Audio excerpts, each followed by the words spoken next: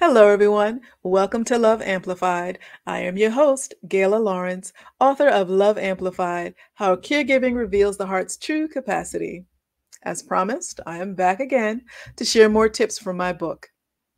Looking at Chapter 4, Adjusting to the Shift, going from the home to a nursing care facility.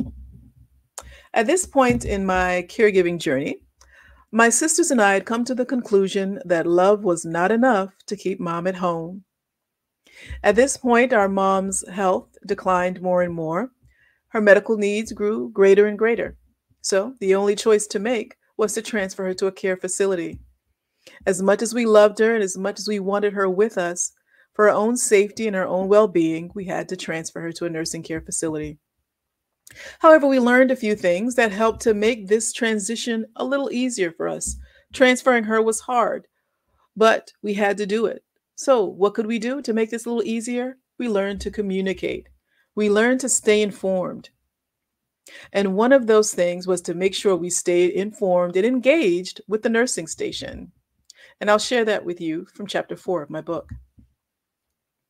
Whenever we visited mom, we made it a point to stop at the nurse's station before going to her room. Doing this helped us to stay current with mom's treatment plan changes. Periodic conversations with the medical staff allowed us to be aware of any changes in her condition, ensuring that we were always on the same page regarding her care. Communication, visiting the nursing station seems simple enough, right? But the reality is, as caregivers, we just kind of go right for our loved one, right? We make a beeline right for them to visit them, see how they're doing, and then go about our day. The problem with that is there's some things your loved one may not be mentioning. For instance, did you know the nursing care facility cannot force your loved one to take their medication, nor could they make them go to physical therapy. And all of these things are really important to their well being. We happened to learn this from a CNA when we went to go visit mom. The nurse didn't mention it, the CNA did. They happened to say, hey, your mom didn't want to take her medication today. And we thought, well, can't you make her take her medication? She needs it. And they said, no, legally we can't do that. So it's important to stay engaged with the nursing station so you know what's going on. And maybe there's ways you can help. Like, for instance, that day, I was able to talk mom into taking her medication. So it's important that you stay informed. Make sure you get to know who's at the nursing station and make sure they get to know you. Stay visible, stay informed as much as you can.